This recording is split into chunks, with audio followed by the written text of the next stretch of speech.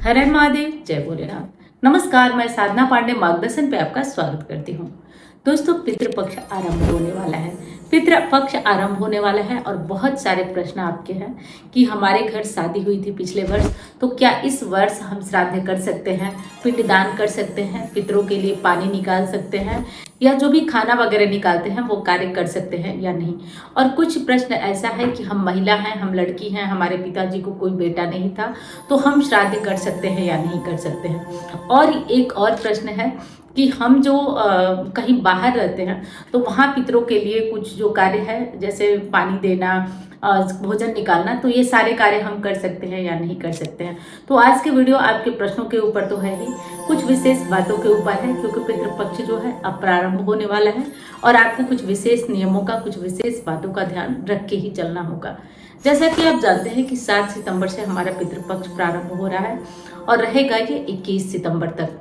7 से 21 सितंबर तक ये दिन बहुत ही उत्तम दिन होता है, क्योंकि ऐसी मान्यता है दोस्तों कि हमारे पितृ जो है हमारे काफ़ी नज़दीक आ जाते हैं। ऐसी मान्यता है कि यमराज भी पितरों को मुक्त कर देते हैं और धरती लोक पे आते हैं पितर, और अपने जो वंशज होते हैं उनसे उम्मीद लगाते हैं कि वो हमें पानी देंगे, वो हमें पिंडदान करेंगे, जिससे उन्हें तृप्ति होगी। और आपने तो कहानी में भी सुना होगा कि किस तरह से गया के वो जो पितृ थे वो किस तरह से दुखी होकर लौटे, और कैसे दुखी होकर लौटने से क्या क्या नुकसान हुआ, और जिनसे पितर प्रसन्न होकर लौटे उनको क्या क्या मिला। तो पितृपक्ष की ये कहानी कहीं न कहीं ये हमें सिखाती भी है और हमें ध्यान भी रखना चाहिए, क्योंकि गरुड़ पुराण में इन सब के बारे में उल्लेख मिलता है कि पितर अगर नाराज होकर आपके यहाँ से लौटते हैं तो आपको क्या नुकसान होता है। और देखिए, साधारण बात आपको मैं समझा देती हूँ। जो हमारे पितर होते हैं ना, वो ये 15 दिन हमारे आसपास होते हैं और वो इंतज़ार करते हैं कि हमारे जो बच्चे हैं वो हमको क्या कर रहे हैं। तो देखिए, जिन लोगों के माता पिता नहीं हैं वो लोग ये कार्य ज़रूर करें, और जिनके माता पिता हैं वो अपने दादा दादी के लिए भी ये कार्य कर सकते हैं। तो इसमें होता यह है, मैं बार बार आपको बता रही हूँ कि पितृपक्ष के जितने भी दिन होते हैं आप नहाते तो हैं ही, आप कहीं खुले में चले जाइए, आंगन में चले जाइए, छत पे चले जाइए और पानी से भरा हुआ कोई बाल्टी ले लीजिए, कोई गमला ले लीजिए, और उसमें आप काला तिल ले लीजिए, पूसा ले लीजिए, सफ़ेद फूल ले लीजिए, चावल ले लीजिए, और 3-3 अपनी उंजली में पानी भरकर ऐसे कर पितरों को 3 बार उनके नाम से दिया जाता है, एक पितर के नाम से। तो आप ये कार्य कर सकते हैं। जिनके माता पिता हैं वो अपने दादा दादी के लिए या अन्य जो पूर्वज हैं उनके लिए कर सकते हैं। जिनके पिता नहीं हैं उन्हें तो अवश्य रूप से ये कार्य करना ही करना चाहिए, क्योंकि देखिए आजकल समय बदलता जा रहा है, परिवेश बदलता जा रहा है, लोग इन छोटी छोटी बातों को नहीं मानते हैं और इसी कारण घर में अनेक प्रकार की दिक्कतें आ रही है, पितृदोष आ रहा है। तो इससे के निवारण के लिए ये सारे कार्य आप जरूर करिए।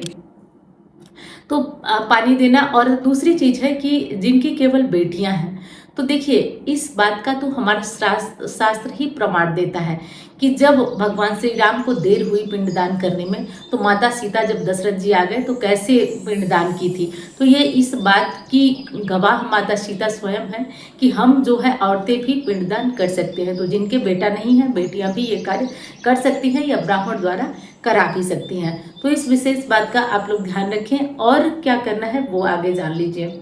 देखिए दोस्तों, पितृपक्ष के दौरान लहसुन प्याज जैसी तामसिक चीज़ें हो सके तो न खाएं। अगर चल जाए तो, न चले तो आप खा सकते हैं, परंतु ध्यान रखें कि अपने पितरों को जो भोजन निकालना है वो बिना लहसुन प्याज का होना चाहिए। तो हो सके तो आप अपने खाना बनाने से पहले रसोई को साफ कर लें।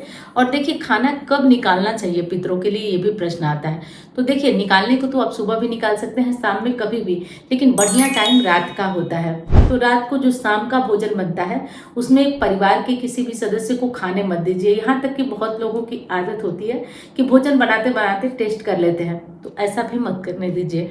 खाना बनाइए शुद्ध सात्विक तरीके से और उसको बिना टेस्ट किए, बिना चखे उसमें से भोजन कुछ निकाल दीजिए। निकाल करके रसोई के घर में दक्षिण की तरफ या उत्तर की तरफ उस खाने को आप कहीं एक चौकी पे या कहीं भी रख सकते हैं, और थोड़ा पानी भी उसके साथ रख दीजिए, और उस भोजन को ढकिए मत। कुछ लोग ढक के भी रखते हैं, लेकिन हमारे यहाँ ऐसी मान्यता है कि ढका नहीं जाता है।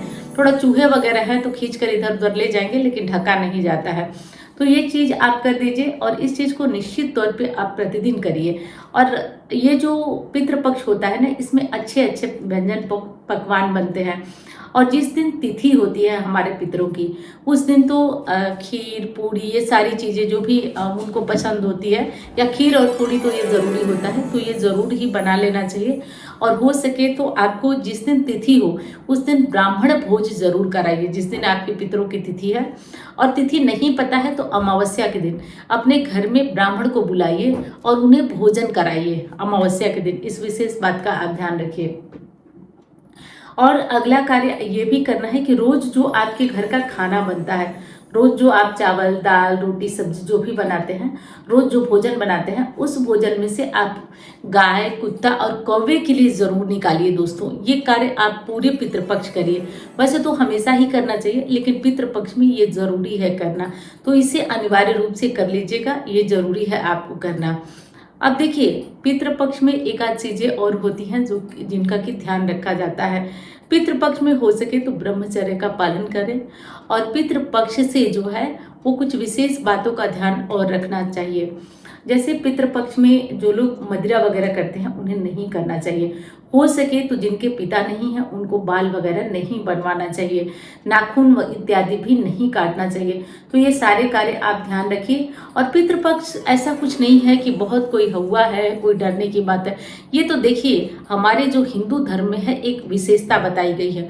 कोई बड़ा अनुष्ठान, कोई बड़ा पूजन जब हम करने जाते हैं ना, तो उससे पहले हम पितरों की पूजा करते हैं। जैसे शादी विवाह में हम क्या करते हैं, इसमें भी पितृ पूजा होती है। और जो लोग यूपी बिहार से हैं वो जानते होंगे कि जिस दिन शादी होती है उस दिन पितरों को निमंत्रित किया जाता है और उन्हें बुलाया जाता है। तो आप सोचिए, पितरों को बुलाया जाता है हमारे शुभ कर्मों में भी। यहाँ तक कि घर में बच्चे का जन्म होता है तब भी हम पितरों को बुलाते हैं, उनके प्रति कृतज्ञता प्रकट करते हैं कि आज हमारे घर में, हमारे कुल में नया मेहमान आया है। तो ये कार्य तो हम करते ही करते हैं। और ध्यान इस बात का भी आपको रखना है कि पितृपक्ष जो है वो घबराने की बात नहीं है, बल्कि पितरों की पूजा। अच्छा, मैं बात कर रही थी कि हमारे सनातन धर्म का देखिए नियम है, जब भी कोई बड़ा अनुष्ठान पूजा हम करते हैं ना, तो पहले पितरों को बुलाते हैं। तो हम पहले पितर पूजा कर लेंगे, फिर शक्ति की आराधना करेंगे। तो जैसे नवरात्रि 9 दिनों का प्रारंभ हो रहा है, तो पहले पितर की पूजा होगी, उसके बाद शक्ति आराधना होगी, उसके बाद शक्ति की आराधना होगी। और वीडियो आपको पसंद आ रही है तो लाइक करिएगा, आपके लाइक से मैं बहुत मोटिवेट होती हूँ। तो लाइक कर दीजिएगा। चैनल को आपने सब्सक्राइब नहीं किया तो कर दीजिएगा, इससे मेरा हौसला भी बढ़ता रहेगा। तो ज़रूर कर दीजिएगा चैनल को सब्सक्राइब, ताकि ये छोटी छोटी बातें आपके घर तक बैठे बैठे ही आपको प्राप्त हो जाए। तो मैं उम्मीद करती हूँ कि ये वीडियो आपको पसंद आई होगी, पितृपक्ष से जुड़ी हुई जानकारी। और मैं मिलती हूँ अन्य वीडियो में। धन्यवाद। हर हर महादेव।